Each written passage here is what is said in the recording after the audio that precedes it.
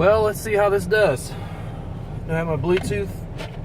I turn on my Bluetooth with this.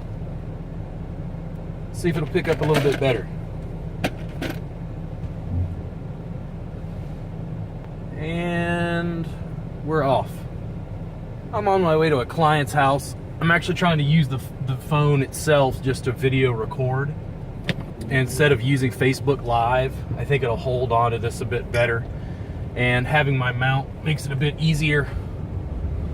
I've also got myself plugged in via USB, so it shouldn't drain my battery too bad. If the technology was better, I'd probably have it inserted and installed into my brain, because I like what it allows me to do, and I like the access it gives me to people to be able to put out ideas.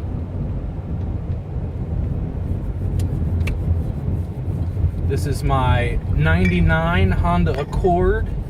It has 233,000 miles on it. And I don't care about its paint job. Nobody's gonna steal it. It's not worth it. I try to minimize debt as much as possible. My wife and I both have cars that are completely paid off. Hers is running on rubber bands and paper clips, but it keeps our bills low.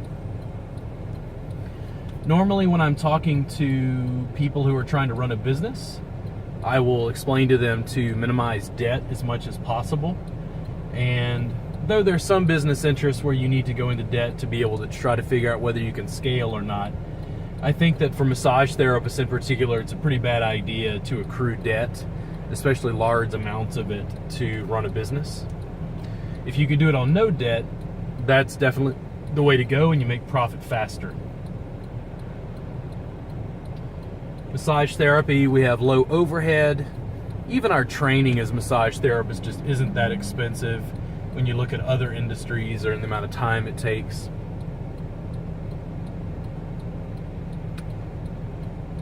And traffic in Round Rock is apparently horrible today, because I'm trying and it ain't working. Come on guys, give me an opening. Uh-oh, here we go, here we go, here we go. We made it.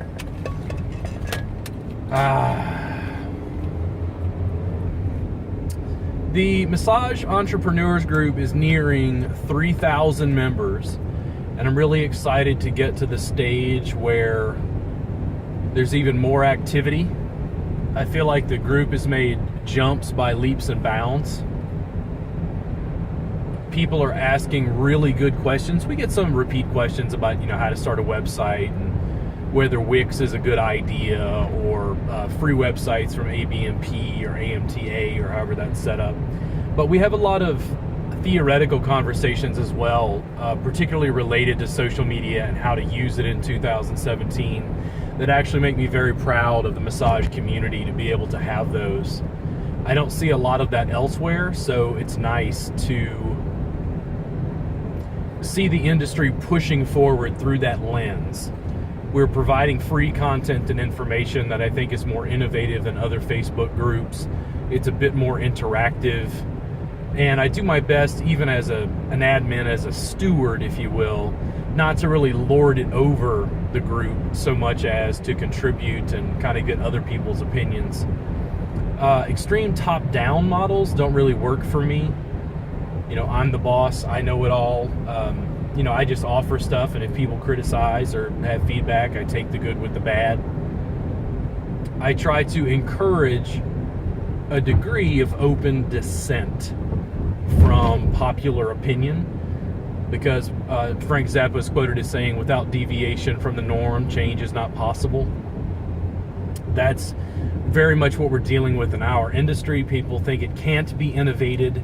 And I think that when they think about innovation, they're always thinking about touch. They're thinking about the bodywork service, not so much how the service is delivered, how you advertise and package it, all the other accoutrements that go along with the service. The touch itself can only change so much. But when you change the other parameters, you're creating a different package.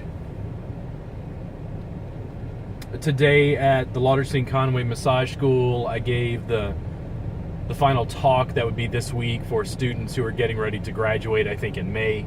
It's really nice to see their perspective, see what they are dealing with, the questions they have about private practice.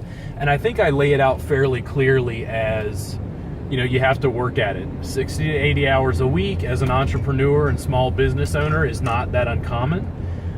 When people are asking, what are you doing in that 60, 80 hours, they don't understand all the parameters that go along with sending out emails, answering phone calls, communicating with people, posting to social media.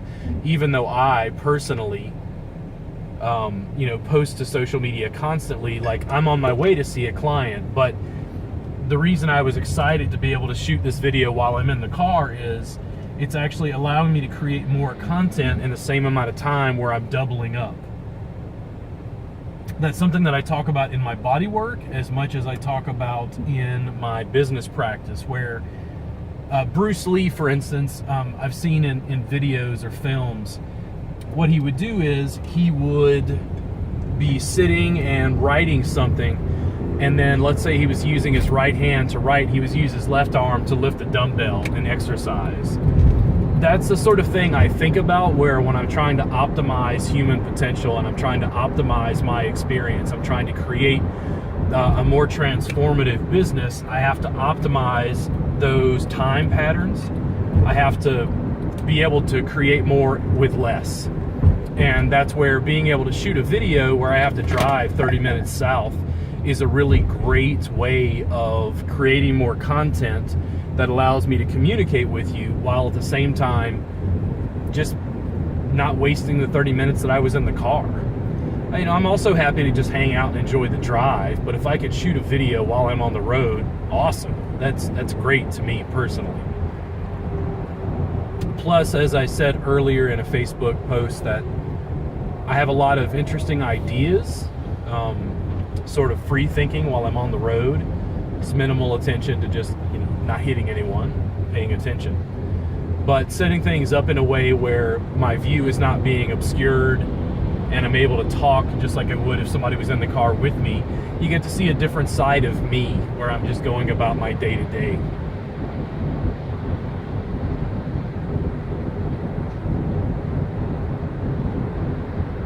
I'm starting to wonder about the long-term implications of social media and privacy. When people ask me about the separation between my public life and my personal life, there just really isn't much of one. I'm fairly transparent, and if people dig, they get more than what I post. I joke with my wife sometimes that I need my private Snapchat, which is all the funny stuff and sweet musings that I deal with her, that you don't get to see all the time, of course, because that's my personal life.